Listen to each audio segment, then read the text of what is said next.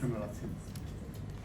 সেই মামলায় ইতিমধ্যে কেউ কেউ এসে ইন্টারভিউনার হিসেবে দরখাস্ত দিয়ে অনেকেই এই রুলটাকে সাপোর্ট করছেন, অনেকেই আবার বিরোধিতা করার জন্য হাজির হয়েছেন বলে আমরা জেনেছি, রেকর্ড থেকে আমরা সেটা বুঝতে পেরেছি।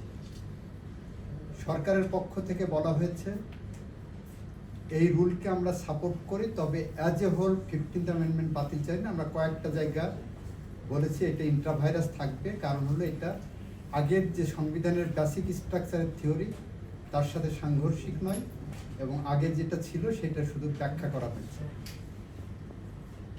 এর বাইরে আমরা যেটা বলেছি যে একটা সংবিধানের সংশোধনী কখন বাতিল করা যায় সেইটার উদাহরণ আমাদের সামনে আছে। ইন্ডিয়ান সুপ্রিম কোর্টের একটা ঐতিহাসিক রায় আছে যার নাম কেশবানন্দ ভারতীর মামলা হিসেবে পরিচিত। সেখানে বলা হয়েছে যে পার্লামেন্ট সংবিধান বাতিল করতে পারবেন, অ্যামেন্ড করতে পারবেন, সব করতে পারবেন, তবে সংবিধানের বেসিক স্ট্রাকচারকে হিট করে না।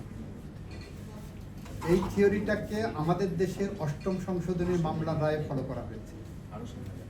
এই একই কথা বলা হয়েছে যে পার্লামেন্ট আইন করতে পারবেন, তবে সেটা সংবিধানের সাথে সাংঘর্ষিক হবে না, বেসিক স্ট্রাকচারের সাথে।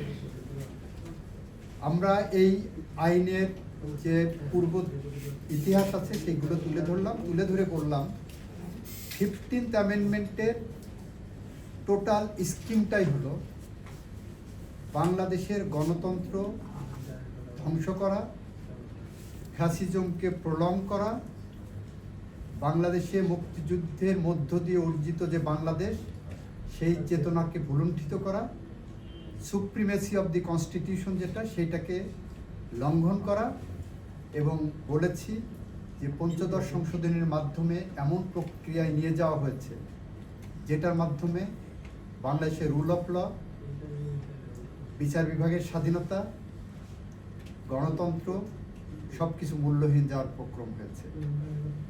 এইটা বলতে যে আমরা প্রত্যেকটা আর্টিকেল ধরে ধরে বলেছি। সেখানে বলেছি যে দেখেন কিছু আর্টিকেল, কিছু জায়গা আছে যে জায়গাগুলোতে it is called colourable legislation.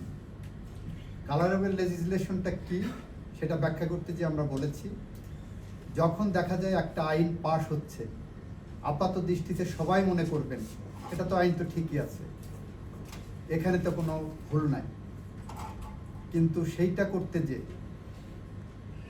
দেখা যাচ্ছে যে মানুষের অধিকার হরণ করা হচ্ছে, সংবিধানের বেসিক স্ট্রাকচারে হিট করা হচ্ছে, তখন এই লটাকে বলা হয় colourable legislation and malice in law, যেটাকে আবার অন্য নামে ডাকা হচ্ছে আইনি ভাষায় যে this is a fraud on the constitution.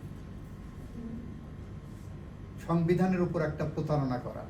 আমরা বলেছি পঞ্চদশ সংশোধনী আইন যেটা সংসদে পাশ করা হয়েছে এটা সংবিধানের উপর প্রতারণার শামিল। আমি আরো বলেছি যেটা সেটা হলো তত্ত্বাবধায়ক সরকারের ব্যবস্থা যে বাতিল করা হয়েছে পঞ্চদশ সংশোধনের মাধ্যমে, সেই বাতিলটা গণতন্ত্রের বুকে কুঠারাঘাত করা হয়েছে। এই বাতিলটা ইন্ডিপেন্ডেন্টলি করা হয়েছে, সুপ্রিম কোর্টের রায়ের জন্য অপেক্ষাও করেননি, রায়ের রেফারেন্সে ওই বাতিল করা হয়নি।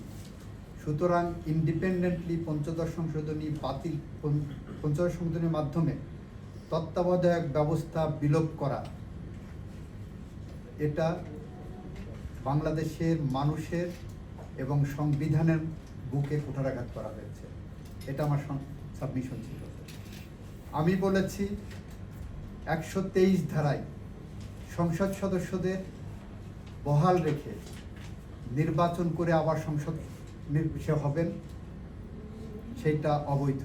এটা কনস্টিটিউশনের বেসিক স্ট্রাকচারের আঘাত করে, কারণ ডেমোক্রেটিক ফেয়ার প্র্যাকটিসের জায়গায় এটা নাই। আমি যে কথাগুলো বলেছি প্রত্যেকটা কথার পিছনে আমি রেফারেন্স দিয়েছি। ইন্দিরা গান্ধীর মামলার ক্ষেত্রে বলেছি যে ভারতীয় সংবিধানের একটা অ্যামেন্ডমেন্ট করা হয়েছিল, সেই অ্যামেন্ডমেন্টের মাধ্যমে ইন্দিরা গান্ধীর নির্বাচনকে প্রোটেক্ট করে এবং জনগণের ভোটাধিকারকে প্রশ্নবিদ্ধ করতে পারে এরকম কোনো নির্বাচন যদি বাতিল করতে হয় সেটা পার্লামেন্ট করবে, এই আইন করেছিল। সেখানে আমরা দেখিয়েছি যে ওই আইনটাকে ইন্ডিয়ান সুপ্রিম কোর্ট বাতিল করে দিয়েছে। আর আমাদের এখানে তো এন্টার স্কিমটাই বাংলাদেশের জনগণকে ভোটের সেন্টার থেকে দূরে রাখার জন্য। সুতরাং এই scheme colourable exercise of power, this